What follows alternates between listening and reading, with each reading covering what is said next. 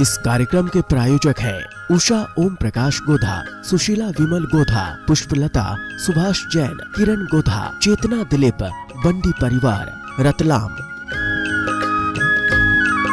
मानक चंद, कमला देवी, राकेश, नीतू, ऋषभ और Ayushi Musharraf, B123, Sethi colony, Jaipur. Shri Parshvanath rerolling mills limited, Durgapur 1, Bardhaman, west Bengal. Amita Jain, पत्नी अनिल कुमार जैन, संगीता जैन, पत्नी विपिन कुमार जैन। 2. स्वाध्याय मंडल, भगवान 1008 मुनि सुब्रतनाथ मंदिर, बारामती, महाराष्ट्र। इसके जैन, श्रीमती संतोष जैन, विपुल जैन, श्रीमती आराधना जैन, पारुल जैन, अतुल जैन, श्रीमती पूर्णिमा जैन, सुचित जैन और आर्यन जैन, कानपुर। संपतलाल, मैना देवी कासलीवाल, सागरमल, नागरमल, संदीप कुमार, हीरा देवी, आशा देवी, सुखी संसार, गोलाबरी, हावड़ा। श्रीमती जयमाला जैन, पत्नी स्वर्गीय श्री इंद्रसेन जैन, टिम्बर मर्चेंट, खतौली। सरिता जैन, पत्नी प्रदीप कुमार जैन, पुत्र संचित जैन, गांधीधाम, कच्छ, गुजरात। महिला मंडल, श्री 1008 पारसनाथ दिगंबर जैन मंदिर, 344/4, गोविंदपुरी, कालकाजी, नई दिल्ली। अशोक जैन, प्रेम जैन, अंकित जैन, पूर्णिमा जैन, मयूर विहार, फेज 3, दिल्ली। श्रीमती नीति, राजीव, देवर्षि, निष्पन्न, अनुभा कलरैया, श्री पदम मीना, पंकज, राहुल, पीयूष अजमेरा, खारघर, नवी मुंबई। सोसर देवी, स्वर्गीय देवीलाल जी, विमला बेन, किशन लाल जैन, सोनल भावेश जैन, अर्चना विकास जैन, नियति, जैनी, कशिश, हैंसी, मोक्ष जैन, अहमदाबाद।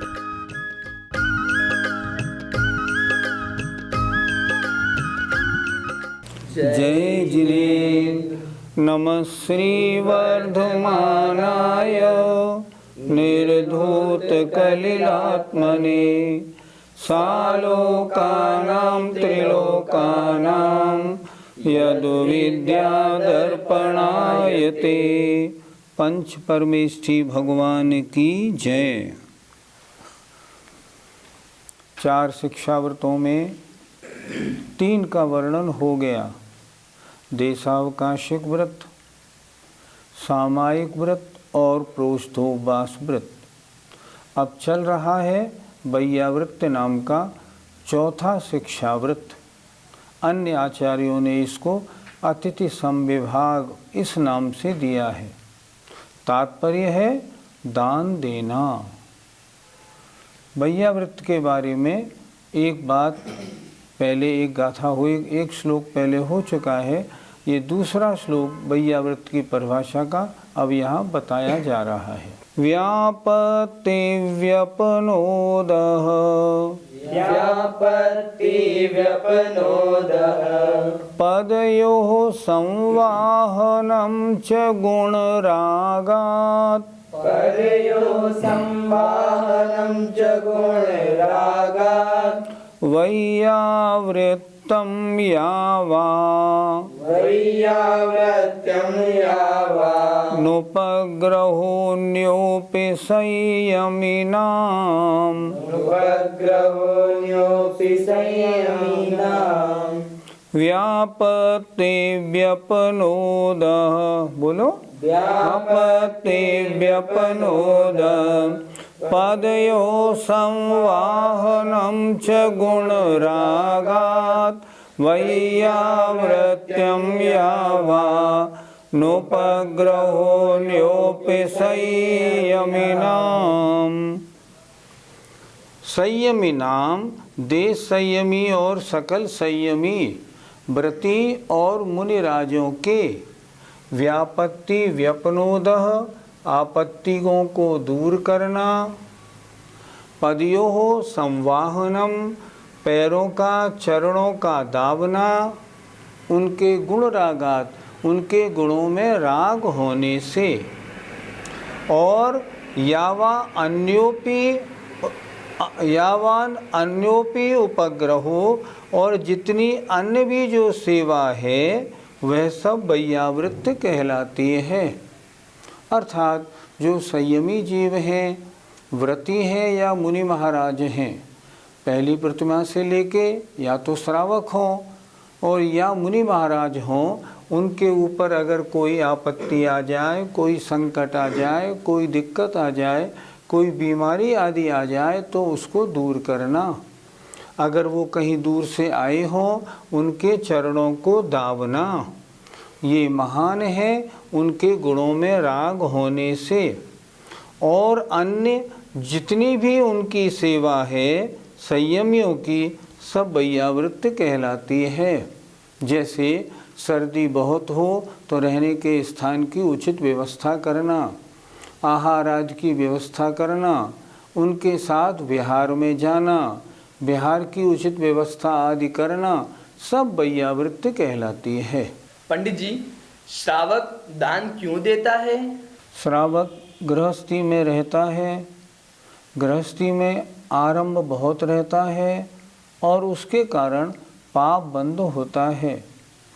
तो गृहस्थी में जो पाप का संचय होता है, उस पाप के संचय को धोने के लिए, समाप्त करने के लिए गृहस्थ को आज्ञा है कि वो दान जरूर दे। अब गृहस्थ सोचता है मैं पाप रोज करता हूँ, जब भी दान का अवसर मिले तो दान के अवसर का लाभ उठाऊं, ताकि जो पाप संचित है वो मेरे नष्ट हो जाए और मेरी आत्मा में पवित्रता आए, इसलिए देता है। दूसरी बात, उसे बड़ी प्रसन्नता भी होती है। क्यों? गुरु सेवा का अवसर मिलता है, इसलिए वो बड़ी सावधानी पूर्वक, कोई अंतराय न हो जाए, सारी शुद्धियों का पालन ठीक तरह हो, मुनिराज के अनुसार सब तरह से ठीक प्रकार से मैं आहार दूं, ये सोच के वो चौका लगाता है। चौका लगाने में वो मुनिराज के लिए चौका नहीं लगाता, वो तो इसलिए लगाता है मैं रोज़ घर पे भोजन करता हूँ, आज रास्ते में यहाँ वहाँ महाराज रुके हैं तो वहाँ अपना आहार बनाऊँगा, अगर मेरा पुण्य का उदय होगा तो महाराज पधारेंगे, कृतकृत्य हो जाऊँगा। ऐसा अपने में बहुत उनके गुणों में राग होने से और बहुत प्रसन्नता पूर्वक वह आहार बनाता है। दान में किन कारणों से विशेषता होती है? इस संबंध में आचार्य उमा स्वामी महाराज ने तत्वार सूत्र में एक बहुत अच्छा सूत्र लिखा है। विधि द्रव्य दात्री पात्र विशेषा तद विशेषा। विधि विशेष से, द्रव्य विशेष से, दाता विशेष से और पात्र विशेष से दान में विशेषता होती है।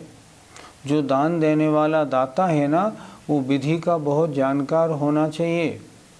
आहार में पहले क्या देना है, किसके बाद क्या देना लाभकारी होगा, क्या देना हानिकारक होगा, इसका अच्छी प्रकार जानने वाला हो। भोजन बनाने की सारी विधि का भी जानने वाला हो और देने का भी जानने वाला हो। दूसरी बात, इन मुनि महाराज का स्वास्थ्य, इन मुनि महाराज की आयु, जहाँ ये आज मैं हूँ यहाँ देश काल कैसा है, मौसम कैसा है, मौसम की अनुकूलता किस द्रव्य के देने में है, उस द्रव्य को वो बड़ी भक्ति से प्रदान करता है। वो सोचता है अगर मौसम के प्रतिकूल मैंने आहार दिया तो महाराज की संयम साधना कैसे पलेगी, कैसे सामायिक करेंगे, कैसे ध्यान लगाएंगे। इनकी उम्र तो 75 वर्ष की है, इन्हें कड़ी चीज़ खिलाऊंगा तो कैसे खाएंगे, इनके दांत तो है ही नहीं। तो जैसे महाराज होते हैं तदनुसार रोटियों को गला गला के देता है, ताकि यह द्रव्य, यह मेरा आहार महाराज को अपनी संयम साधना में अनुकूलता प्रदान करे। जो देने वाला अगर दाता के 7 गुण जो हैं उन 7 गुणों से विशिष्ट है, श्रद्धावान है, विवेकवान है, विज्ञानी है, तुष्टि वाला है, संतुष्टि वाला है, क्षमा वाला है, वैराग्य वाला है, अगर ऐसा है तो उसके इन गुणों के कारण उसको पुण्य में बहुत विशेषता होती है। अन्य जो और आहार देने वाले आते हैं ना, उनको बड़े प्यार से आहार दिलाता है, किसी के ऊपर गुस्सा नहीं करता, क्षमा गुण का धारी है, श्रद्धा बहुत है उसे, वो जानता है मुनिराज को आहार देना कितने पुण्य का काम है, उसका श्रद्धान है। सच्चे मुनि बड़े भाग्य से मिलते हैं। आज इस मेरी मनुष्य जन्म सफल हो गया जो मुझे ऐसे सच्चे मुनि महाराज मिले हैं, अतः मैं बड़ी भक्तिभाव से इनको आहार दूं। चौथी बात, जैसा पात्र होता है उसकी विशेषता से दान में विशेषता होती है। आज हमने किसी स्थान पर अपना चौका लगाया, देखें हमारा भाग्य कितना है, कौन हमारे पास आते हैं। अब मान लो कोई भी नहीं आए और ब्रह्मचारी जी आए पहले दिन, तो ब्रह्मचारी जी आएंगे तो प्रसन्नता होगी पर थोड़ी। अगले दिन मान लो छुल्लक जी आ गए तब प्रसन्नता होगी ज़्यादा। तीसरे दिन एलक जी या आरिका माता जी आई तो और ज़्यादा। चौथे दिन फिर मुनि महाराज आ गए तो बहुत प्रसन्नता होगी। पाँचवें दिन अगर आचार्य श्री स्वयं पधार जाए तो फिर तो बात ही क्या है, दोनों आँखों से आंसू बहेंगे, गदगद हो जाएंगे। पात्र की विशेषता से अगर मान लो और चलें चौथे काल की अपेक्षा, अगर रिद्धिधारी मुनिराज आ जाए तो फिर तो बात ही क्या है। अच्छा, और अगर तीर्थंकर भगवान स्वयं आ जाए तब अरे फिर तो क्या बात। वर्षा पंचाश्चर्य होंगे, आनंद ही आनंद है। इतना पुण्य संचय होगा कि बस एक दो भाव में संसार छूट जाएगा। इसलिए दान में विशेषता कैसे होती है, एक तो अपनी विधि से, एक दिए जाने वाले द्रव्य से, दूसरी बात दाता की कुशलता से, और जैसा पात्र हो वैसे। अगर इन सब चीज़ें अच्छी मिलती हैं तो 7 पुण्य का बंध करता है। पंडित जी, आगम के अनुसार एक श्रावक को कितना दान करना चाहिए?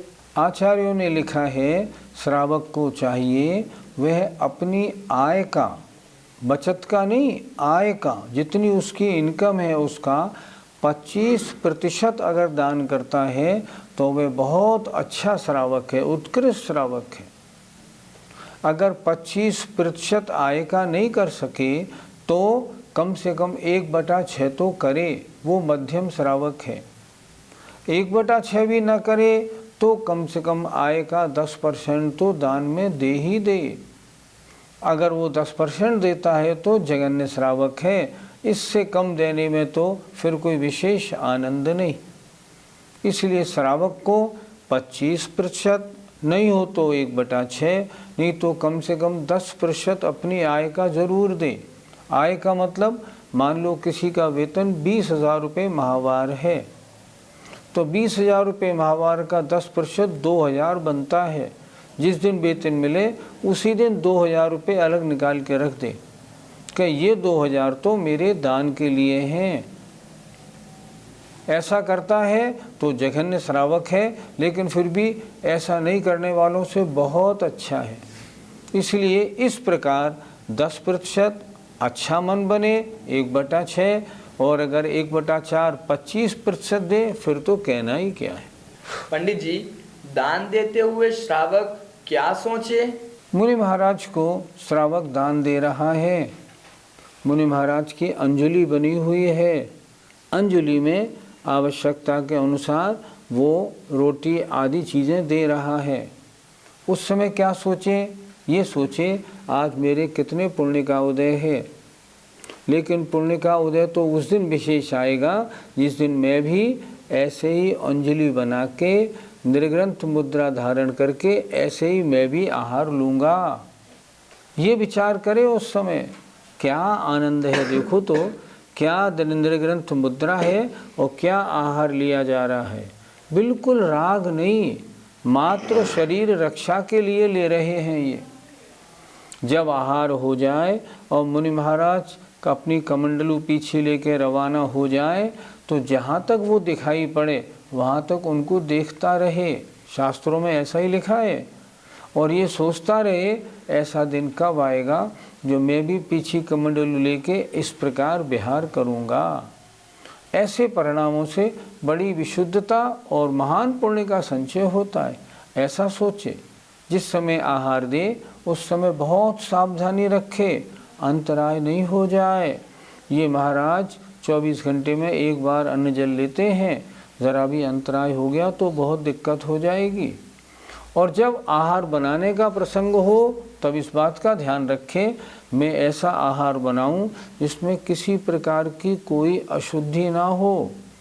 अगर कोई वस्तु अशुद्ध है मैं दूंगा नहीं, दूंगा तो शुद्ध ही दूंगा, ऐसा संकल्प बना के दान करना चाहिए। पंडित जी, मुनि महाराज के मोबाइल में पैसे डलवा देना दान माना जाएगा या नहीं? पहली बात, वो मुनि महाराज ही नहीं हैं जो मोबाइल रखते हैं, उनको तो दान या सेवा का कोई प्रश्न ही नहीं उठता। दान किन मुनि महाराजों को दे जिनके 28 मूल गुण बहिरंग में स्पष्ट दिखाई पड़े।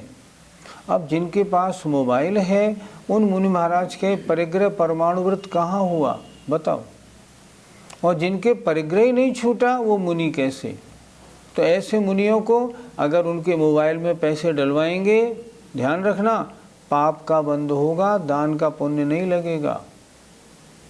लोग कहते हैं ये तो बड़ी कड़ी बात है। कड़ी बात नहीं, सही कह रहा हूँ। शिथिलाचार से अगर बचाना है अपने को तो शिथिलाचार का सहयोग ना करें।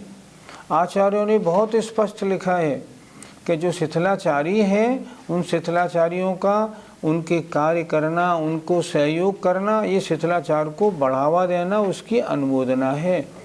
इसलिए अगर उनके मोबाइल में आप पैसे डलवाएंगे तो आपको पाप का बंद होगा, दान का फल नहीं मिलेगा। दान उन मुनि राजों को देना चाहिए जिनके 28 मूल गुण स्पष्ट ठीक हों। मुनि महाराज का एक मूल गुण है परिग्रह त्याग महाव्रत। संपूर्ण परिग्रह का त्याग, कृतकार्यत अनुमोदना, मन वचन काय से।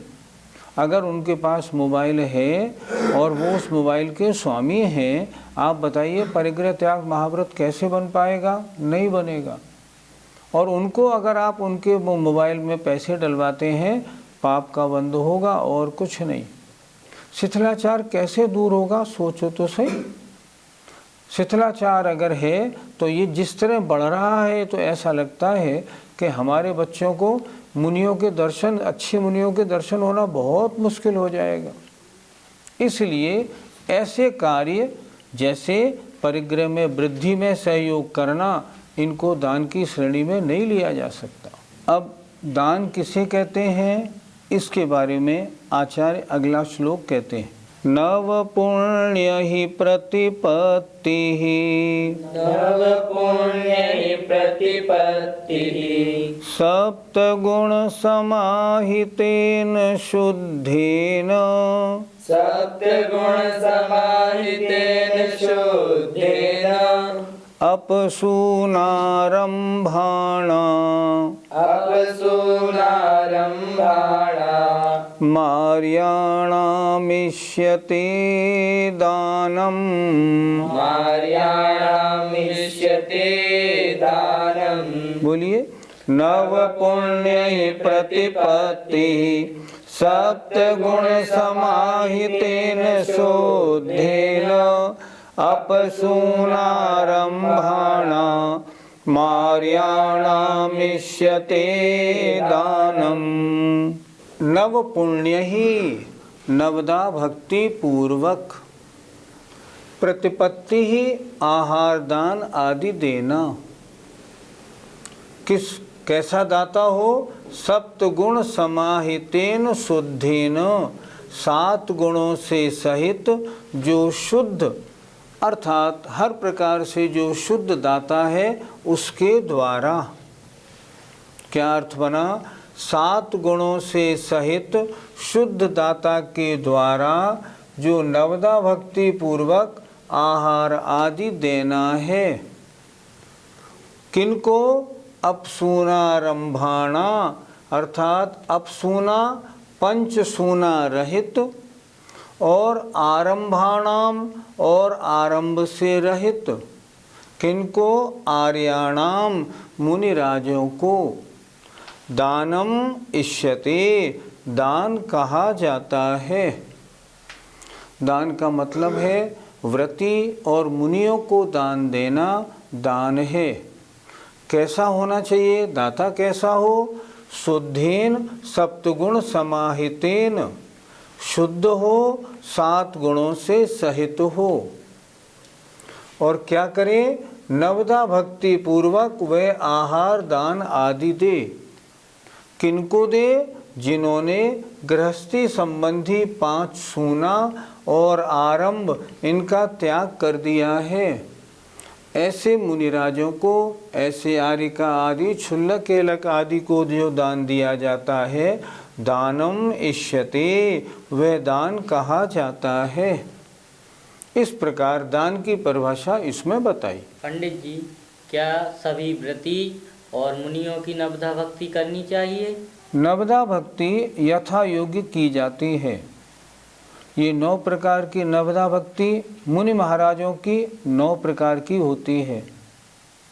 अगर कोई क्षुल्लक एलक या आरिका माता जी या क्षुल्लिका अगर आती हैं, तब उनके साथ क्या होता है? उनकी बाहर तो परिक्रमा नहीं लगाई जाती, और जब वो अंदर आती हैं तो उनका पाद प्रक्षालन और पूजा, ये 2 भक्तियाँ नहीं होती। उनकी नवदा भक्ति नहीं होती, उनकी 7 भक्तियाँ होती हैं। फिर ध्यान से सुने, क्योंकि इस संबंध में हम लोग मालूम नहीं क्या क्या गड़बड़ करते हैं। क्षुल्लक, क्षुल्लिका, एलक और आरिका माता जी, इनकी ना पाद प्रक्षालन होता है और ना इनकी पूजा होती है। आगम में कोई विधान नहीं मिलता। जो इस विधान का प्रतिपादन करते हैं वह विधान उनका आगम सम्मत नहीं। उनकी ना पाद प्रक्षालन होगा ना पूजा होगी। पाद प्रक्षालन और पूजा जो है ना, और बाहर पड़गान के बाद परिक्रमा सिर्फ मुनि महाराजों की होती है, अन्य किसी की नहीं होती। आगम की यही मर्यादा है। मन मर्जी से नहीं चलना है, हमें आगम की मर्यादा से चलना है। पंडित जी, पंचसूना कौन कौन से होते हैं? पीसना, कूटना, भोजन बनाना, पानी भरना और बुहारी लगाना। फिर एक बार देखें, पीसना, कूटना, भोजन बनाना, पानी का पढ़ेरा होना और बुहारी लगाना। गृहस्थ के, हर गृहस्थी के ये 5 कार्य होते हैं। इसलिए गृहस्थ पंचसूना वाला होता है और मुनि आरिका, क्षुल्लक, एलक आदि पंचसूना से रहित होते हैं। पंडित जी, दाता के 7 गुण कौन कौन से होते हैं? श्रद्धा, तुष्टि, भक्ति, विज्ञान, अलुब्धता, क्षमा और सत्य। ये 7 गुण दाता में होने चाहिए। जैसे क्षमा, मान लो उदाहरण दे रहा हूँ, कोई भी आने वाला कैसा भी कारण उपस्थित करे, क्रोध ना आए। सत्य, अगर महाराज पूछें आपने इसको अचित्त किया है कि नहीं, महाराज नहीं हुआ हो तो मना कर दे। अगर महाराज पूछें ये दूध तुम स्वयं लाए हो या जो बाहर आ रहा है वो है, महाराज मैंने बाहर से लिया है, सत्य बोलने वाला होना चाहिए। इसलिए दाता कैसा हो? 7 गुण वाला हो। पंडित जी, पात्र को क्या क्या चीजें दान में दी जा सकती हैं? आहार दान, औषधि दान, एक आवास दान, ठहरने के स्थान की व्यवस्था, एक उपकरण दान, पीछी कमंडल, शास्त्र आदि। 4 प्रकार की वस्तुएं आवश्यकता के अनुसार मुनि महाराज को प्रदान करना, इसका नाम दान है। जय जिनेन्द्र। इस कार्यक्रम के प्रायोजक हैं उषा ओम प्रकाश गोधा, सुशीला विमल गोधा, पुष्पलता, सुभाष जैन, किरण गोधा, चेतना दिलीप, बंडी परिवार, रतलाम। मानक चंद, कमला देवी, राकेश, नीतू, ऋषभ और Ayushi Musharraf, B123, Sethi colony, Jaipur. Shri Parshvanath rerolling mills limited, Durgapur 1, Bardhaman, west Bengal. Amita Jain, पत्नी अनिल कुमार जैन, संगीता जैन, पत्नी विपिन कुमार जैन। 2, स्वाध्याय मंडल, भगवान 1008 मुनि सुब्रतनाथ मंदिर, बारामती, महाराष्ट्र। एसके जैन, श्रीमती संतोष जैन, विपुल जैन, श्रीमती आराधना जैन, पारुल जैन, अतुल जैन, श्रीमती पूर्णिमा जैन, सुचित जैन और आर्यन जैन, कानपुर। संपतलाल, मैना देवी कासलीवाल, सागरमल, नागरमल, संदीप कुमार, हीरा देवी, आशा देवी, सुखी संसार गोलाबरी, हावड़ा। श्रीमती जयमाला जैन, पत्नी स्वर्गीय श्री इंद्रसेन जैन, टिम्बर मर्चेंट, खतौली। सरिता जैन, पत्नी प्रदीप कुमार जैन, पुत्र संचित जैन, गांधीधाम, कच्छ, गुजरात। महिला मंडल श्री 1008 पारसनाथ दिगंबर जैन मंदिर 344/4 गोविंदपुरे, कालकाजी, नई दिल्ली। अशोक जैन, प्रेम जैन, अंकित जैन, पूर्णिमा जैन, मयूर विहार, फेज 3, दिल्ली। श्रीमती नीति, राजीव, देवर्षि, निष्पन्न, अनुभा कलरैया, श्री पदम मीना, पंकज, राहुल, पीयूष अजमेरा, खारघर, नवी मुंबई। सोसर देवी, स्वर्गीय देवीलाल जी, विमला बेन, किशन लाल जैन, सोनल भावेश जैन, अर्चना विकास जैन, नियति, जैनी, कशिश, हैंसी, मोक्ष जैन, अहमदाबाद।